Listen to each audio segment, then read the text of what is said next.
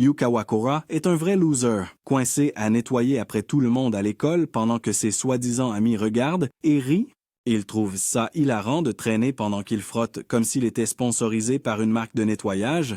Pendant ce temps, les filles arrivaient en retard en brandissant des pouvoirs magiques issus de pêche, ce qui les rend intouchables. Yuki pense que tout ça, c'est du pur bullshit. Un jour, Yuki se retrouve pris dans un brouillard étrange. Quand il se dissipe, il est coincé dans la capitale démoniaque de Mado. Il attrape un manuel expliquant comment Mado est relié au Japon, mais avant même de pouvoir le comprendre, un monstre énorme attaque. C'est alors que Kyu Kazan, un dur aux cheveux blancs de la force de défense démoniaque, intervient, le sauve et balance calmement quelques infos sur cette dimension ultime folle dans laquelle ils sont coincés. Dans ce monde, les femmes obtiennent des pouvoirs grâce à des pêches magiques et Kyuka prévoit d'utiliser sa pêche pour transformer Yuki en arme. Elle lui met un collier. Et bam! Il se transforme en une version monstrueuse de lui-même, détruisant facilement les monstres Shuki. Kyuka, après l'avoir embrassé pour activer ses pouvoirs, décide qu'il est son nouvel esclave. Destinée à combattre Amado, elle ne se retient pas, l'appelant esclave, mais le récompensant de baiser comme si c'était normal. Yuki s'en moque un peu, estimant que c'est sa chance de vengeance tout en profitant des avantages. Bientôt, Yuki fait officiellement partie de la 7e escouade, jouant à la fois le rôle d'esclave et de gardien du dortoir. Les hommes ne peuvent pas officiellement rejoindre la force de défense, mais Kyuka fait une exception. Les choses vont devenir beaucoup plus compliquées. Yuki est coincé à nettoyer le dortoir de la 7e escouade quand un Shuki traverse la barrière. Nei entre tranquillement, lâchant la bombe que cette zone est l'une des plus infestées de Shuki Amado. Himari surgit, tranchant la créature en deux avec aisance. Elle se moque de Yuki pour sa paresse et lui ordonne de préparer le dîner. L'attitude de Yuki ne lui plaît pas et elle le réprimande avant de rentrer avec Nei. Laissé seul, Yuki a la sensation d'être observé. Plus tard, les femmes de la 7e escouade lootent la cuisine et le ménage. Mais Yuki commence à s'agacer. Il se souvient de son rêve d'être un héros et réalise qu'il a perdu sa concentration. Il se plaint de ne pas avoir d'expérience de combat depuis qu'il a rejoint Kyuka. Himari n'en a pas non plus. D'un mouvement rapide, elle transforme son bras en épée et le pointe vers lui, coupant court à ses plaintes. Yuki se tait, comprenant qu'il vaut mieux qu'il reste silencieux. Kyuka intervient, défendant Yuki en tant que soignante essentielle de l'équipe. Elle gronde Yuki pour son mauvais comportement, laissant une menace implicite qui va au-delà des mots. Plus tard, Sheshu surprend Yuki en train d'espionner Himari pendant qu'elle se prépare pour le bain. Utilisant son pouvoir de rétrécissement, Sheshu l'observe sans qu'il s'en aperçoive, puis le dénonce en prenant une photo. Elle le taquine, proposant de garder la photo secrète s'il accepte d'être aussi son esclave. En nettoyant la chambre de Sheshu, Yuki essaie de supprimer la photo, mais son plan échoue quand il attrape son sous-vêtement à la place. Sheshu s'en moque complètement et en rit, le traitant plus de animal de compagnie que d'homme. Elle prend une photo de lui tenant son sous-vêtement, s'assurant de l'humilier davantage. Plus tard, pendant que Yuki regarde Kyuka et Himari s'entraîner, un Shupi apparaît. Kyuka gère seul, montrant ses compétences de combat à main nue à Himari. Nei dit à Yuki qu'il est coincé seul au dortoir avec Sheshu, pendant que les autres partent à une réunion. Sheshu force immédiatement Yuki à lui faire un massage des épaules, puis s'enquiert de ses compétences. Yuki admet qu'il est doué parce qu'il massait sa sœur. Sheshu se confie, révélant qu'elle est la plus jeune de 3 sœurs et qu'elle a grandi sans père. Elle est attirée par Yuki, car c'est le premier garçon qu'elle rencontre après avoir fréquenté une école de filles. Et maintenant, elle veut en faire son esclave. Elle cherche de l'excitation, ce qui l'a menée à Mato et à la force de défense. S'ennuyant, Sheshu propose un jeu de combat, mais les enjeux sont élevés. Le perdant doit se déshabiller. C'est une blague totale. Yuki perd à chaque manche, finissant nu, tandis que Sheshu reste entièrement habillé. Pour éviter une humiliation supplémentaire, Yuki argue qu'il n'est pas sûr d'être nu. Sheshu grandit nonchalamment jusqu'à la taille d'une pièce, taquinant Yuki en lui disant qu'il n'a rien à craindre. Finalement, Yuki est complètement exposé et Sheshu ne peut s'empêcher de rire. Avant que les choses n'aillent plus loin, une énorme Shuki attaque. Sheshu passe en mode bête, grandissant jusqu'à la taille de la créature et la battant dans un combat déséquilibré. Juste au moment où elle pense avoir gagné, une Shuki plus grande apparaît. Elle essaie d'utiliser à nouveau sa capacité, mais cela échoue. Yuki, réalisant qu'il est impuissant sans Kyuka, c'est une idée folle. Il embrasse les bottes de combat de Kyuka, déclenchant une transformation partielle. Maintenant doté d'un pouvoir semblable à celui de Shuki, il vainc le monstre géant. Alors que Yuki redevient humain, Kyuka et l'escouade reviennent. Elle le masse pour apaiser les blessures causées par sa transformation et ordonne à Sheshu de le remercier en aidant aux tâches de soins. Pendant ce temps, une escouade de la force de défense affronte un combat difficile contre un Shuki. Une fille reste en arrière pour couvrir ses coéquipiers, mais elle est capturée et battue. Juste au moment où le Shuki s'apprête à l'éliminer, une femme mystérieuse l'arrête net. Elle ressent la présence de Yuki dans Mado et la reconnaît immédiatement. Kyuka et Yuki franchissent un portail pour retourner au Japon.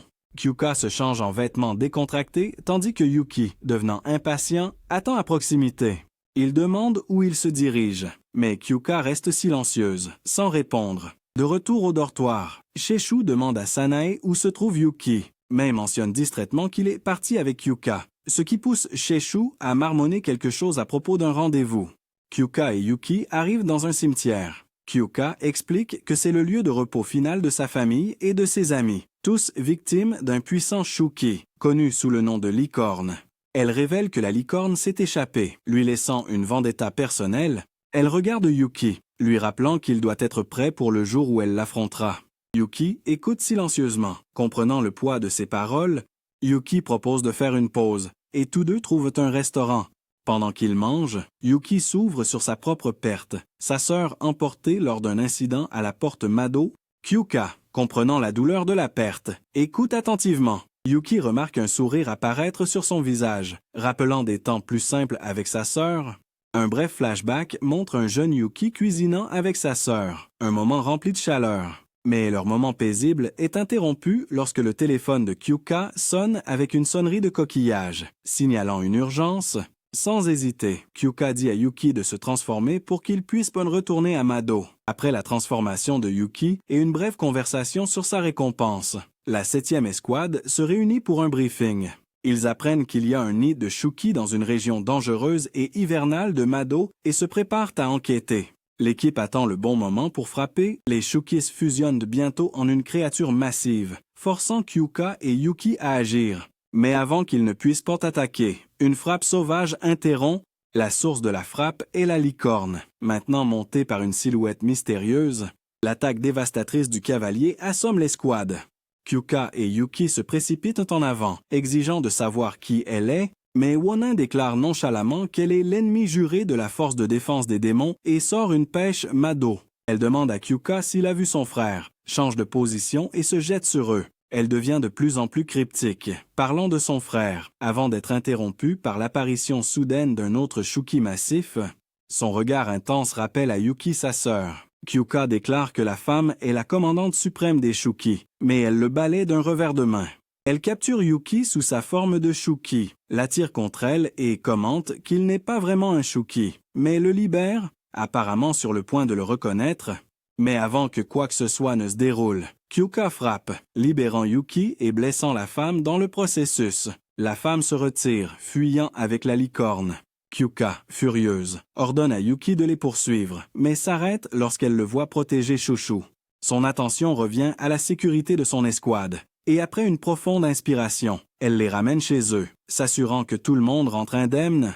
Kyuka s'occupe de la récompense de Yuki, puis l'interroge sur leur récente bataille. Yuki mentionne que le Shuki humanoïde pourrait être sa sœur, parlant de l'étrange sensation qu'il a eue et de sa réaction à son visage. Kyuka balaie cela d'un revers de main, expliquant que la femme a parlé de la recherche de son petit frère et soulignant qu'aucun humain ne s'est jamais transformé en Shuki. Kyuka lui assure que leurs chemins se recroiseront et qu'ils en apprendront plus à ce moment-là. Mais Yuki ne peut s'empêcher d'y penser. Perdu dans ses tâches, il se demande ce qu'il devrait faire s'il se retrouvait. Mag remarque sa distraction et propose d'aider à la cuisine. Yuki, toujours perdu dans ses pensées, la laisse prendre la relève. Pendant ce temps, l'humanoïde Shuki, révélé comme Oba, est soigné par une autre Shuki comme elle. Koko utilise ses pouvoirs pour guérir les blessures d'Oba. Oba déclare avec assurance avoir retrouvé son frère Yuki, qualifiant cela de belle réunion, bien qu'elle ait des questions. Plus tard, Yuki et Shushu partagent un bain.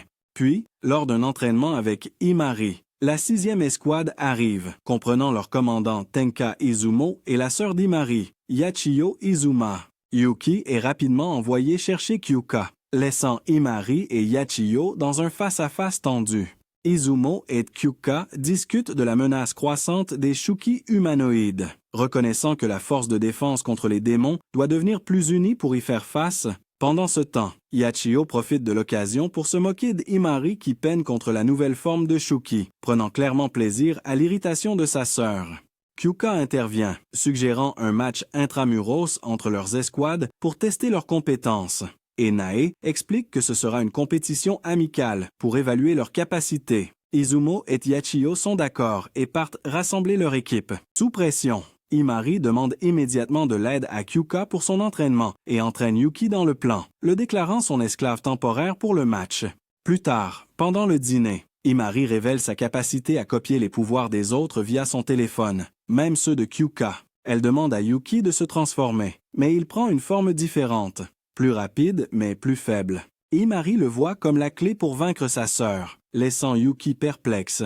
Lorsque l'aspect récompense du pouvoir de Kyuka s'active de manière inattendue, Imari est embarrassée, mais elle discute rapidement d'autres capacités. Imari explique que son pouvoir affaiblit généralement ce qu'il copie, mais celui de Kyuka fait exception.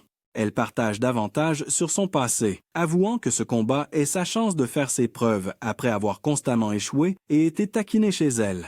Yuki se reconnaît dans sa lutte, comprenant son besoin de prouver sa valeur. Imari exprime son inquiétude de ne pas avoir de coup final et parle du contrôle du temps et du pouvoir de sa sœur, Golden Hour. Pendant ce temps, Yachiyo râle sur son dégoût envers Imari. Impatiente de la vaincre, Imari et Yuki prévoient d'épuiser Yachiyo en la forçant à utiliser Golden Hour à plusieurs reprises, puis de frapper avant que le temps ne puisse être arrêté. Leur stratégie vacille au début, mais Imari continue de pousser Yuki. Restant positive, Kyuka les rejoint plus tard, louant leurs efforts et suggérant qu'Imari monte sur Yuki pour renforcer sa force.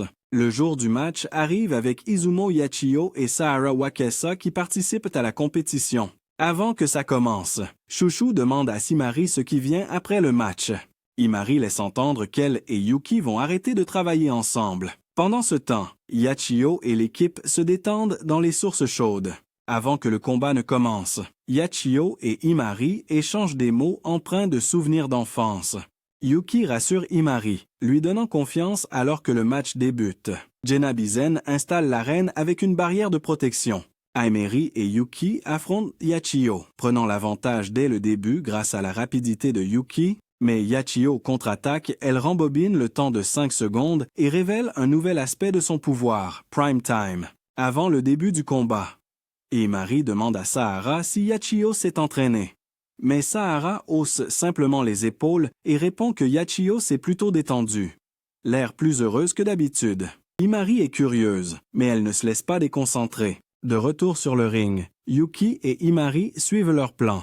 Yachiyo sort son arme de combat Mado comme si elle s'apprêtait à lancer une guerre de Dan, mais quand elle tente de figer le temps à nouveau, Aimeri lance rapidement un ordre à Yuki de se jeter sur elle. Ils portent un coup, mais Yachiyo n'est pas stupide. Elle rembobine le temps de 5 secondes comme si de rien n'était. Puis Yachiyo sort son coup de leurre doré, essayant de figer le temps à nouveau, mais Aimeri est plus maligne que ça, faisant bouger Yuki hors de sa portée avant que le temps ne se fige. Yachiyo gaspille son pouvoir pour rien, et Aimeri ne peut s'empêcher de ressentir un peu de joie en voyant le plan fonctionner. Il commence à tourner en rond autour de Yachiyo, la forçant à passer en mode défense. Yuki peut le voir dans les yeux de Aimeri. Elle ne se bat pas juste pour gagner, elle veut être une héroïne Dan comme Kyuka. Sur le côté, Kyuka, Nang et Shashua sont excités, mais Kyuka a toujours ce regard du genre « Qu'est-ce qui va bien pouvoir se passer ensuite ?» Regarde, Aimeri et Yuki frappent vite, lançant de courtes rafales d'attaque pour perturber le rythme de Yachiyo. Izumo et Sahara sont stupéfaits de voir Yuki contrôlé par quelqu'un d'autre que Kyuka pour une fois. Aimeri explique que les pouvoirs de Yachiyo ont un délai, ce qui leur permet de la lire et de s'adapter. Mais Yachiyo n'est pas stupide, elle comprend vite, alors elle est prête à sortir son atout. Elle déclenche sa capacité Prime Time, gelant le temps pendant 10 secondes. Ils sont pris au dépourvu, et elle lâche quelques balles qui les frappent fort tous les deux. Yachio adore ça. Elle explique comment fonctionne le prime time, une bête lente à démarrer. Elle joue intelligemment, les trompant pour qu'ils baissent leur garde. Elle souligne l'erreur de Raimeri, qui sous-estime sa progression, et lui fait remarquer que ses capacités sont limitées par une sorte de coup. Raimeri commence à douter d'elle-même, mais Yuki l'encourage à continuer. Raimeri se relève, porté par sa détermination. Maintenant, ils sont prêts pour le deuxième round. Yuki se transforme, créant un écran de fumée pour déstabiliser Yachio. Elle fige de nouveau le temps. Mais cette fois, Raimeri utilise Yuki comme parfaite diversion et se faufile derrière Yachio pour porter un coup. C'en est fini. Raimeri gagne. La 7e escouade célèbre, mais il s'inquiète pour Yuki, qui est inconscient. Heureusement, l'escouade utilise ses pouvoirs pour le soigner, et il se relève, en pleine forme. Yachio est furieuse, mais elle admet sa défaite à contre-cœur, offrant à Raimeri une place de nouveau dans la famille Azuma. Raimeri lui dit carrément d'aller se faire voir. Elle reste avec la 7e escouade. C'est sa vraie famille maintenant. Plus tard, la 6e escouade critique la performance de Yachio. Izumo dénonce son habitude de jouer avec sa nourriture, mais il ne peut nier que Yuki a assuré le spectacle. Le respect est gagné. Pendant ce temps, Sahara se prépare à affronter Chouchou au deuxième round du match d'équipe. Le tournoi des équipes d'introduction fait rage, avec Chouchou de la 7e équipe face à Sahara de la 6e. Izumo, toujours agacé par la défaite précédente de Yachio, la force à jouer les Pom-Pom Girls, ce qui la contrarie. Chouchou, voulant un bon combat, propose de commencer par un affrontement physique et de garder les capacités pour plus tard, ce à quoi Sahara consent. Le match débute par des prises et des projections, les deux combattantes testant leur force et leur habileté. Au bout d'un moment, Sahara s'ennuie et décide qu'il est temps d'utiliser ses capacités. Chouchou active son Paradigm Shift, devenant massive et puissante, tandis que Sahara compte à rebours pour déclencher sa capacité Mad Sheep. Le boost de puissance de Sahara est massif, mais de courte durée, avec un temps de recharge de 3 minutes après chaque utilisation. Avec la force de ses boosts, elle fait tomber la gigantesque Chouchou, se moquant d'elle de s'être rendue une cible facile. Chouchou, ne renonçant pas, se rappelle un souvenir du lycée sur sa soif d'excitation qui l'a menée à la force de défense des démons. Elle espère que Yuki la regarde maintenant. Ignorant la provocation de Sahara de rétrécir, Chouchou fait le contraire. Elle grandit encore plus et tombe sur Sahara. Mais Sahara parvient à tenir bon. Juste au moment où le temps de recharge de Sahara se termine, Chouchou la projette au sol. L'arène tremble et l'arbitre commence le compte. Mais Sahara, utilisant son arme secrète, se relève d'un bond, activant de nouveau son pouvoir. Yachio, qui observe, explique que le pouvoir de Sahara la fait combattre instinctivement si elle perd connaissance. Avec ses instincts déclenchés, Sahara met Chouchou KO, juste au moment où sa force faiblit, terminant le combat avec Sahara victorieuse. Anéantie, Chouchou retourne au dortoir, honteuse, mais Yuki la rattrape, offrant son aide. Il rejette son opinion du combat comme pitoyable. Remontant son moral, elle le surprend en lui demandant de fermer les yeux, puis l'embrasse, refusant de révéler ses vrais sentiments, décidant d'attendre qu'il ressente la même chose. Pendant ce temps, Neon rapporte une nouvelle alarmante lors d'une mission de reconnaissance. Deux femmes Shuki discutent d'une bataille imminente. Et avant que Neon ne puisse réagir, une horde Shuki envahit l'arène. Un humanoïde puissant nommé Reiren brise la barrière protectrice. Yuki et Chouchou se précipitent sur le champ de bataille, où Imari peine à lutter contre Reiren.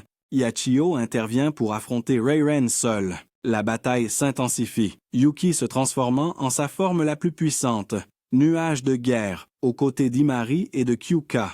Izumo, informé de nouvelles menaces, Shuki, rejoint l'affrontement, et on découvre que la compétence rare de Kyuka avec les armes ordinaires fait d'elle un élément clé du combat. Le combat prend une tournure grave lorsque Yachio perd un bras. Elle le régénère grâce à son pouvoir Golden Hour, mais cette énergie l'épuise. Reiren reste imperturbable, et Izumo intervient pour soulager Yachio, l'encourageant à se rétablir. Kyuka, Imari et Yuki se transforment et s'enflamment, combattant sans relâche contre des vagues de Shuki ordinaires et géants. Tenant bon malgré les difficultés, Chouchou et Sahara rejoignent la mêlée, se poussant à leurs limites alors que le nombre d'ennemis ne cesse d'augmenter. Au milieu du chaos, Izumo fait une réalisation cruciale.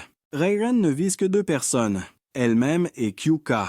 En tant que commandante, elles sont ses plus grandes menaces.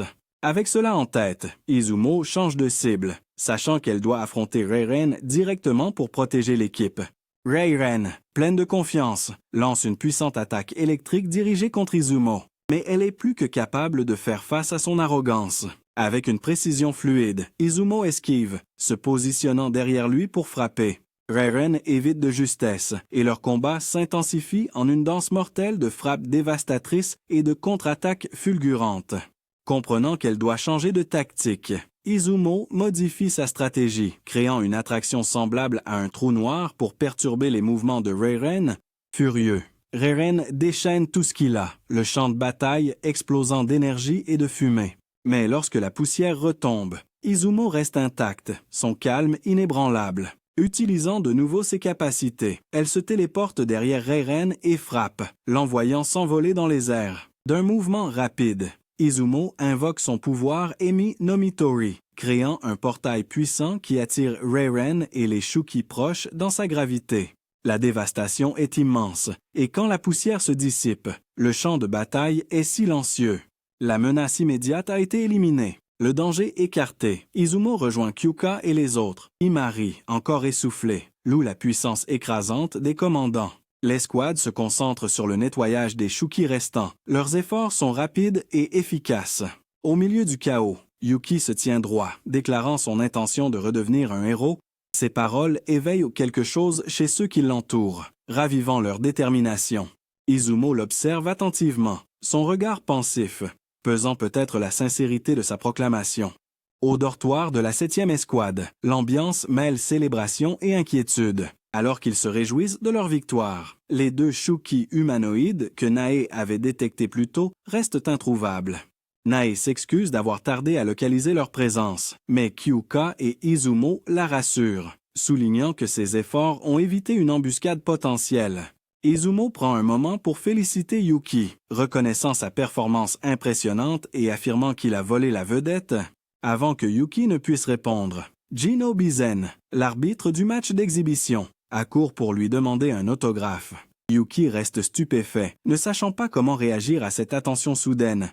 Imari profite de la pause pour remercier sa sœur Yachiyo de l'avoir sauvée pendant le combat. Yachiyo minimise, affirmant que c'était juste pour ne pas déshonorer le nom de la famille. Bien que son attention soit évidente, Imari trouve cela plus amusant qu'autre chose. Alors que le groupe s'installe, Kyuka et Izumo déclarent le match d'exhibition nul. Reconnaissant la force des 2 côtés, la décision semble juste malgré les combats acharnés. Avant de partir, Izumo lance à Yuki un sourire suspect et prolongé. Plus tard, Imari et Kyuka décident que Yuki mérite une récompense pour ses efforts pendant la bataille. La récompense, un bain où elles s'occupent toutes les 2 de lui, le laissant à la fois gêné et amusé. Elle lui rappelle cependant que sa forme de maître des joyaux ne doit être utilisée qu'avec parcimonie car elle épuise beaucoup son corps. Pendant ce temps, Nae, un sourire aux lèvres, esquisse les 2 généraux, Shuka humanoïdes, qu'elle a vus lors de sa reconnaissance.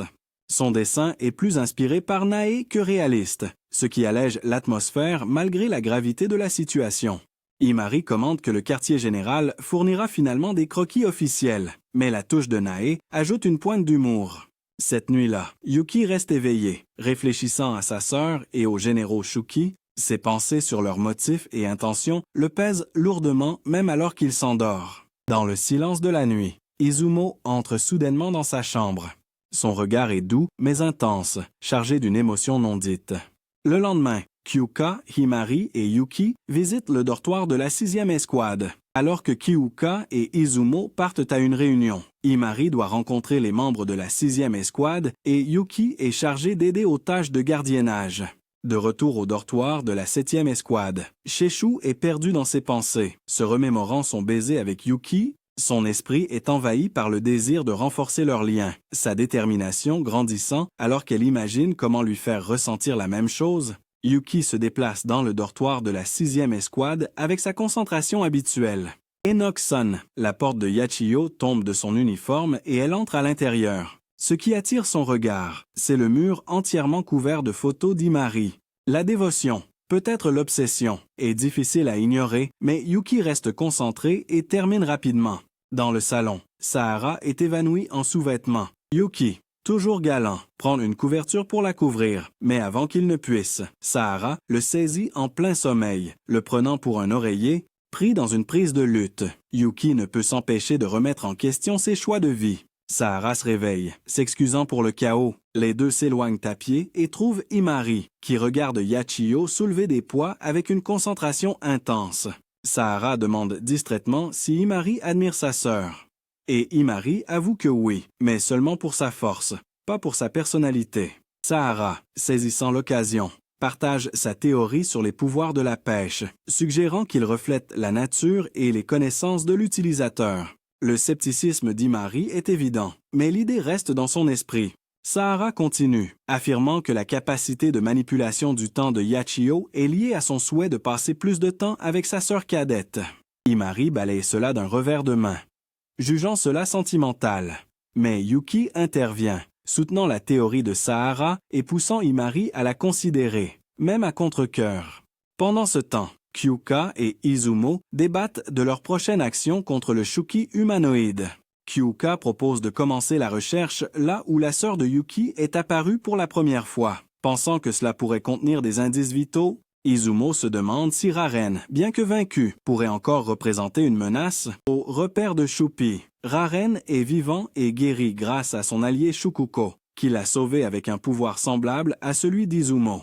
Shukuko révèle que l'attaque récente n'avait pas pour but la victoire, mais de tester les capitaines de la force de défense des démons.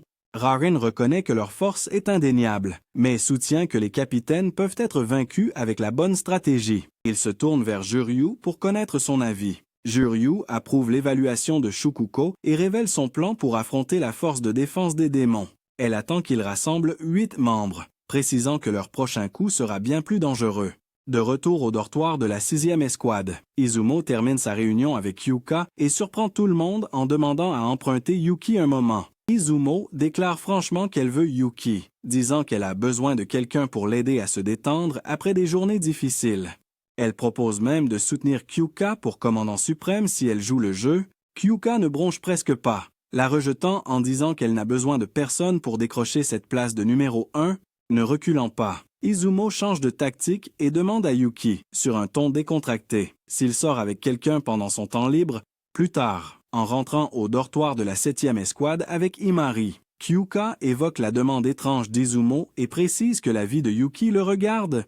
Yuki, lui, pense déjà qu'il n'a pas le temps pour ce genre de choses, encore moins pour avoir du temps libre. Cette nuit-là, il marmonne pour lui-même, furieux d'être un héros, pas un quelconque animal de compagnie. Juste au moment où il s'apprête à craquer, Izumo fait irruption, l'air grave et déterminé. Elle avoue ses sentiments, lui demande carrément d'être son petit ami et dit que sa remarque sur l'animal de compagnie n'était qu'une blague.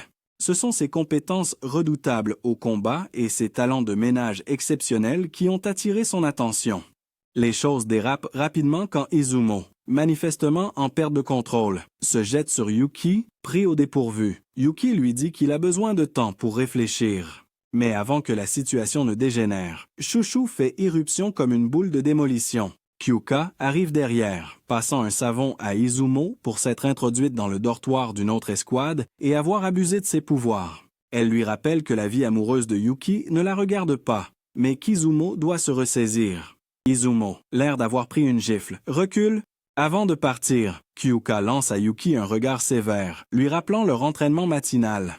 Le lendemain, pendant l'entraînement, Kyuka expose son plan pour tester son pouvoir d'esclave avec Mei et Chouchou. Ils sont curieux des transformations que subit Yuki sous son contrôle et pensent qu'ils tamisent que la même chose pourrait arriver avec Mei et Chouchou. Le test montrera à quel point son pouvoir est vraiment sauvage. Mei attrape la chaîne de Yuki avec assurance et bam! Yuki se transforme en étoile brillante, ressemblant à une figurine d'action bon marché des années 90. L'équipe regarde Yuki l'essayer. Au début, il se sent faible, mais réalise que ses sens sont décuplés et qu'il a une vision au rayon X. Kyuka est à fond, hochant la tête, mais clairement pas emballée par tout ça. Elle reconnaît que c'est utile, mais déteste à quel point ça épuise sa propre force. Elle n'est pas ravie, mais elle prendra ce qu'elle peut avoir. Mais doit récompenser Yuki. Mais Chouchou, ne voulant pas être laissé de côté, intervient pour tester son contrôle sur lui. Sa forme pour Yuki, Iwatushi, lui donne une force incroyable, mais lui donne l'impression de patauger dans de la mélasse. Kyuka la rejette immédiatement, disant que les compromis sont nuls. Chouchou n'a pas fini et essaie de faire grandir Yuki, échec total. Sa transformation est maintenant la plus faible du groupe. Chouchou balaye l'erreur d'un geste tandis que Mei se prépare pour l'école. Yuki propose de l'accompagner, et alors qu'il traverse le portail dans le sous-sol du 7e escadron, Yuki demande pourquoi elle a rejoint la force de défense des démons. Mei se confie sur la disparition de ses parents lors d'un incident avec un Mado, suscitant des rumeurs inquiétantes selon lesquelles des gens auraient même vu ou entendu leurs proches disparus. Elle pense que son pouvoir, promis à un bel avenir, est lié à son désir désespéré de les retrouver. Yuki croit que ses parents sont toujours vivants, tout comme il croit que sa sœur est quelque part dans Mado. De retour dans l'escouade, Izumo discute avec Kyuka d'un ordre du commandant suprême de suspendre l'attaque contre le Shuki humanoïde. Izumo pense qu'ils essaient de négocier pour élucider le mystère du Mado et peut-être mettre fin aux incidents. Elle informe Kyuka d'une réunion prochaine où les commandants donneront leur avis. Izumo, sceptique quant au plan, soutient son escouade tandis que Kyuka appuie le sien. Une alliance silencieuse se forme. Plus tard, Izumo revient au dortoir de la 7e escouade et commence immédiatement à taquiner Yuki, Aimaru et Chouchou, bloqués lors de leur expédition. Demandant du renfort, Izumo s'en charge, entraînant Kyuka et Yuki dans l'action.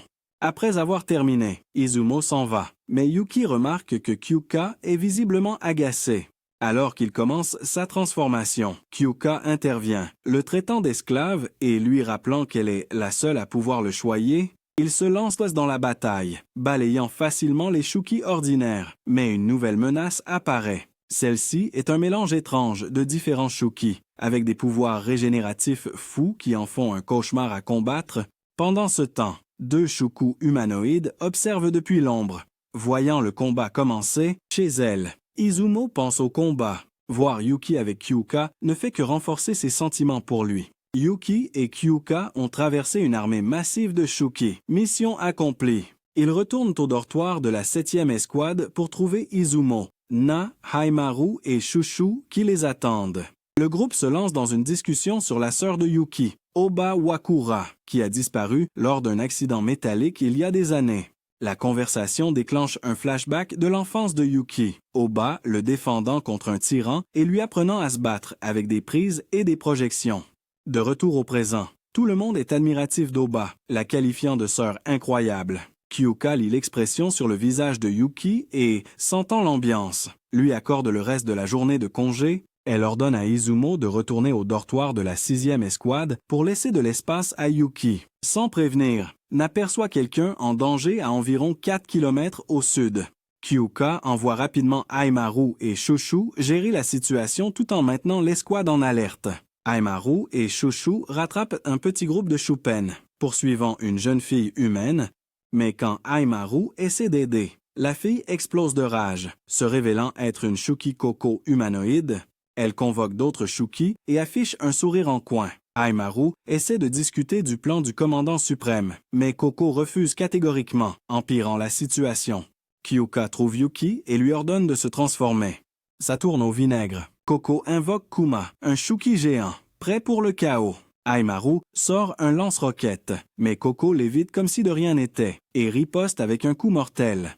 Aimaru l'évite de justesse. Chouchou élimine les Shuki ordinaires comme si de rien n'était, mais un nouveau Shupi armé se jette sur elle. Puis un autre Shuki humanoïde s'avance, lançant une attaque précise contre Chouchou, et ensuite Oda apparaît, croquant tranquillement une pêche Mado. Avant que quiconque puisse réagir, elle ordonne à Yuki de s'arrêter, et il obéit sans hésiter. Oda utilise ses cheveux pour retenir Yuki, déclarant sa mission réussie. Pendant que Kyuka gère une embuscade de Shuki ordinaires, Oda disparaît avec Yuki, ne laissant aucune trace. Koko et le Shuki humanoïde se retirent, laissant le champ de bataille étrangement silencieux. Kyuka se regroupe avec Haimaru et Chouchou, décidant de retourner à la base pour soigner leurs blessures et planifier leur prochaine action. Yuki se réveille dans un endroit étrange, Koko lui léchant le visage. Avant qu'il ne puisse réagir, un autre Shuki humanoïde le force à rester immobile, et Yuki réalise la vérité brutale.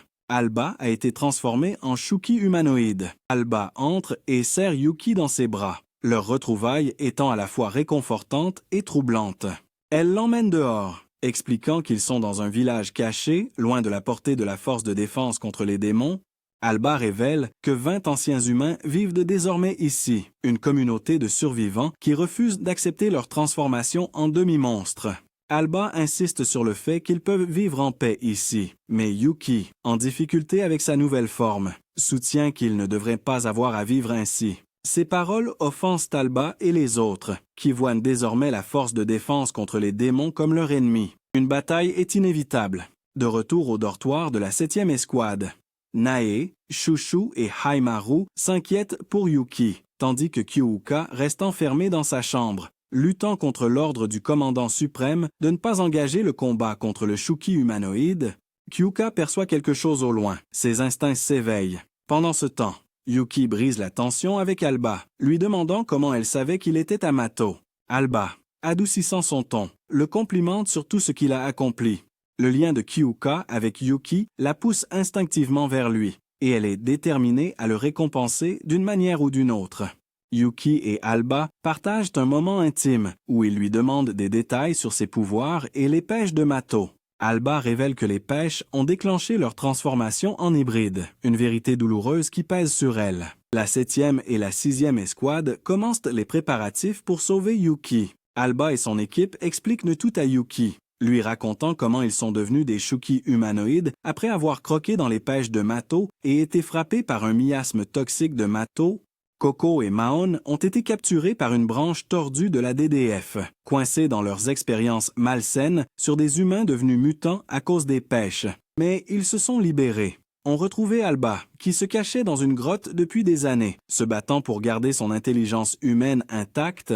Ensemble, ils prévoient de détruire la DDF en utilisant des Shuki sauvages apprivoisés, y compris la licorne, la bête qui a anéanti la famille de Kyuuka, puis tout a dégénéré. La 6e et la 7e escouade ont découvert où Yuki se cachait et bam, une mission de sauvetage totale a été lancée. Ils se sont divisés en équipes comme dans une partie de chat sauvage. Shushu et Sahara sont partis à la poursuite de Coco, tandis que Imari et Yakio affrontaient Naon. Kyuuka et Tenka ont rattrapé Alba, mais Yuki, essayant d'éviter que la situation n'explose, commence à révéler la vérité sur ce qui est arrivé à Alba et à son équipe. Les capitaines du DDF tentent de jouer la carte de la paix, lui proposent une trêve, mais Alba, elle, refuse catégoriquement. Elle veut du sang, elle veut se venger de ce qu'ils ont fait à son peuple. Alors le combat éclate, sauvage et impitoyable. Pendant ce temps, Shikoku et sa meute de Shuki humanoïdes entendent le chaos et se préparent à agir. Cherchant à jeter encore plus de feu dans la folie, Nei reste au dortoir de la 7e escouade. Devenant de plus en plus anxieuse au fil du temps, elle s'occupe comme elle peut, mais son esprit reste tourné vers la sécurité des autres, attendant des nouvelles. Pendant ce temps, Alba affronte Kyuuka et Izumo. Kyuuka se bat avec une combinaison de stratégie et de puissance brute, ne s'accordant qu'un bref instant pour reprendre son souffle avant de lancer une attaque mortelle. Izumo se concentre sur Alba, dont les tentatives pour contrer ses capacités de téléportation et de trou noir la maintiennent tout juste dans la partie. Alba commence à se rendre compte que les pouvoirs d'Izumo vont au-delà de la simple téléportation, et elle essaie de déjouer les attaques de trou noir grâce à une vitesse surhumaine. Alba se rapproche d'un coup, mais Izumo esquive à la dernière seconde. Le combat s'éternise, mettant à l'épreuve leur endurance et leur habileté. Désespérée, Alba avale une autre pêche des prés, augmentant dramatiquement sa puissance. Izumo recule, réévaluant le combat grâce à ses sens exacerbés. Alba peut désormais prédire la téléportation d'Izumo avec une précision effrayante. Elle déclare son intention d'user Izumo, convaincue que sa force dépassera les tours d'Izumo. Mais Izumo ne se démonte pas, révélant qu'elle peut se téléporter 666 fois d'affilée, lui laissant tout le temps nécessaire pour que Kyuken terrasse la licorne.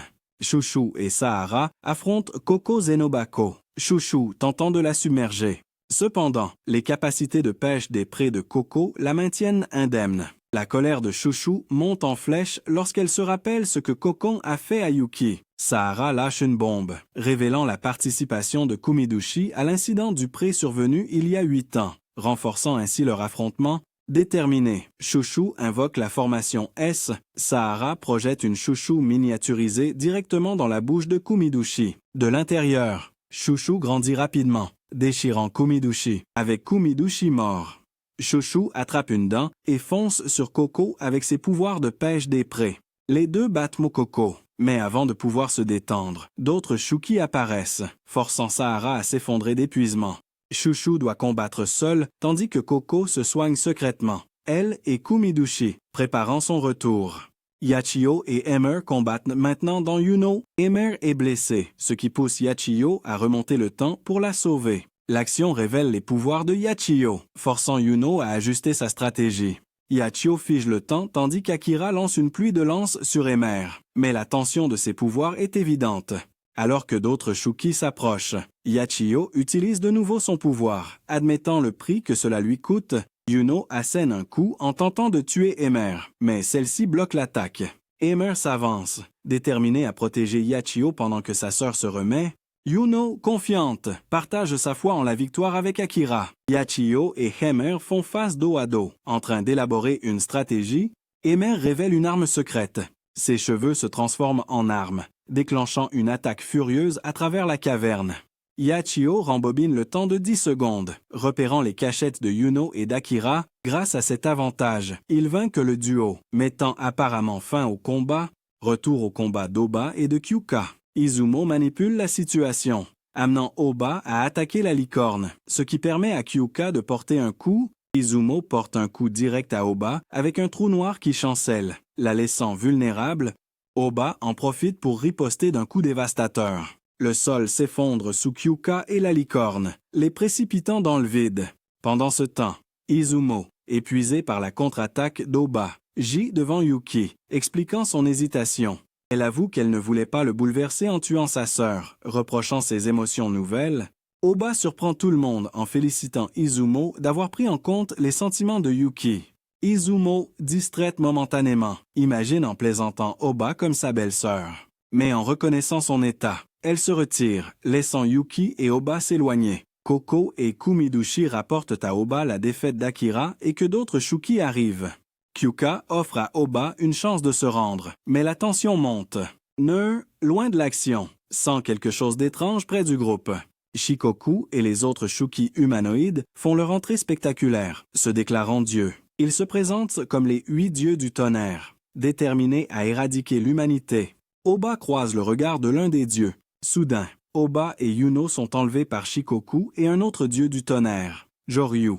Shikoku méprise Oba et ses alliés, affirmant que la loyauté de la licorne est due à une morsure de serpent, ce qui lui ôte son indépendance et renforce son pouvoir. La nouvelle force de la licorne en fait une force terrifiante. Yuka se jette tête baissée dans la mêlée. Un flashback ramène Kyuka à son enfance, une époque de paix dans un village tranquille, où les amitiés se forgeaient et la joie abondait. Mais cette sérénité fut brutalement arrachée le jour où la licorne attaqua, sa sauvagerie laissant la mort sur son passage. Kyuka regarda impuissante l'un de ses plus proches amis être massacré, une image gravée à jamais dans son esprit. De retour dans le présent, Kyuka fait face à la licorne, la bête même qui a brisé son passé. Elle et Yuki attaquent sans relâche, mais la créature se montre résistante.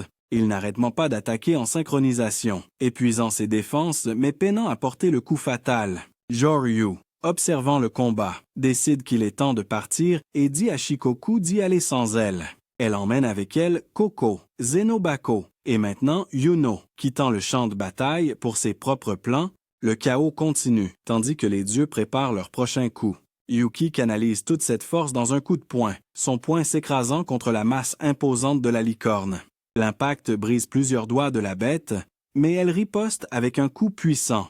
Yuki contre-attaque, lui brisant les poignets, ce qui met la créature en colère. Son corps commence à se tordre en une forme encore plus grotesque et primitive. La licorne charge, projetant Yuki et Kyuka en arrière. Se relevant rapidement, Yuki réalise la menace qui pèse sur leurs alliés à proximité. Il mord fortement la corne de la licorne, la fissurant et retenant temporairement la bête. Kyuka saisit l'ouverture, coupant la corne de la licorne ainsi qu'un de ses bras. Les dégâts forcent la créature à reprendre sa forme monstrueuse. Mais Yuki ne relâche pas sa prise, utilisant sa chaîne pour la lier fermement. Avec la licorne complètement maîtrisée, Kyuka porte son coup final. Hurlement de fleurs de cerisier. Alors que Kyuka libère sa fleur de cerisier hurlante, les souvenirs de ses amis tombés affluent dans son esprit, et le poids de ses années d'entraînement éprouvant aiguise sa détermination. Son attaque tranche la licorne, la réduisant en morceaux, et dans les décombres, un noyau orange inquiétant apparaît. La vision soulève davantage de questions sur la véritable nature d'Ashuki, laissant le groupe sur le qui-vive. Une fois la corne père vaincue, Shikoku utilise un pouvoir semblable à la rétractation d'Izumo. Kyuka, essoufflée mais victorieuse, presse Yuki de rassembler les autres. Elle prend un instant pour savourer ce triomphe, dédiant cette victoire à sa ville natale détruite et aux vies perdues dans le chaos. Shikoku voyage à travers un espace alternatif, méditant sur le combat. Elle reconnaît l'impressionnante habileté de Kyuka et note le potentiel de Yuki, laissant entendre qu'il pourrait s'avérer plus divertissant qu'on ne l'imagine. Pendant ce temps, Izumo utilise son pouvoir pour transporter le reste du groupe en lieu sûr avant de retourner sur le champ de bataille. Les survivants restants, Kyuka, Izumo, Oba et Yuki, restent groupés. Le groupe se tourne vers Oba, l'interrogeant sur sa prochaine action. Oba, reconnaissant sa fatigue, admet que ses troupes sont dispersées et que ses alliés sont partis, mais sa détermination à sauver Koko et Yuno reste intacte. Kyuka propose une nouvelle fois son aide, Izumo ajoutant son soutien et veillant à la sécurité d'Oba. Cependant, Oba décline. Bien qu'elle fasse confiance à Kyuka et Izumo, elle ne peut accorder sa foi à l'ensemble de la force de défense démoniaque. Oba fait allusion à d'autres villages avec des alliés toujours à ses côtés, suggérant qu'elle dispose de suffisamment de ressources pour poursuivre son combat. Izumo et Kyuka conviennent que c'est probablement la meilleure option. Compte tenu de la méfiance d'Oba envers la force de défense, la conversation se tourne vers les méthodes impitoyables du commandant suprême Yamashiro. Yuki exprime son inquiétude pour la sécurité de sa sœur sous son commandement, mais Kyuka donne un indice cryptique, suggérant qu'elle pourrait avoir sa propre solution. Nae est aux anges lorsque Yuki, Izumo et Kiyuka reviennent au dortoir. Yuki s'excuse pour l'inquiétude et Nae, soulagée, lui pardonne rapidement. Elle partage aussi que Imari et Shushu sont en sécurité, apportant une vague de paix au groupe. Après s'être assuré que tout est en ordre, Izumo retourne à son dortoir. Yuki reste silencieusement dans sa forme d'esclave tandis que Kyuka baigne, l'esprit perdu dans ses pensées. Nae, sentant sa distraction, vient prendre de ses nouvelles. Dans un rare moment de calme, elles ont un échange sincère, révélant le côté plus doux de Nisho. Lorsque l'estomac de Yuki gronde, Nae, toujours si attentionnée, lui prépare à manger, remontant son moral. Kyuka revient, aussi autoritaire que toujours. Elle désactive son pouvoir, permettant à Yuki de retrouver son état normal. Elle lui rappelle distraitement de prendre une douche avant de la rejoindre pour sa récompense passer la nuit dans son lit. Sa proposition est légère, mais n'admet aucune objection. Pendant ce temps, les 8 dieux du tonnerre concoctaient quelque chose de laid. Shikoku a jeté Koko et Yuno à leur dieu tordu, cette chose étrange avec des jambes et des tentacules. Regarder le sacrifice se dérouler suffisait à donner la chair de poule à n'importe qui, mais pour eux, c'était juste une étape supplémentaire vers la construction de leur armée malade.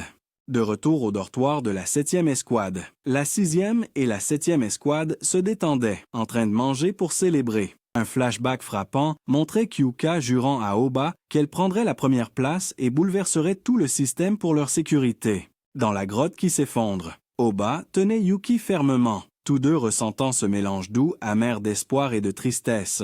Yuki en avait fini de courir après la gloire. Son combat n'était plus pour la gloire, mais pour sauver sa sœur. Le lendemain matin, Izumo est venu, s'attendant à son prix, mais Kyuka ne lui a pas laissé s'amuser. Elle a fait irruption et Izumo, visiblement énervée, est sortie en trombe plus vite qu'elle n'était venue. Plus tard, Yuki s'entraînait avec Imari, concentré et sur le qui-vive. Sheishu, lui, rôdait simplement, fixant Yuki comme un trophée, préparant son prochain coup. Alors que la tension montait, Nae est intervenu, annonçant la nouvelle. Un foutu portail venait de s'ouvrir non loin. La 7e escouade s'est rapidement mobilisée, prête à affronter n'importe quelle connerie qui allait arriver. Un combat brutal a éclaté contre Ashuki, Oba regardant depuis la touche, probablement déjà en train de planifier son prochain coup.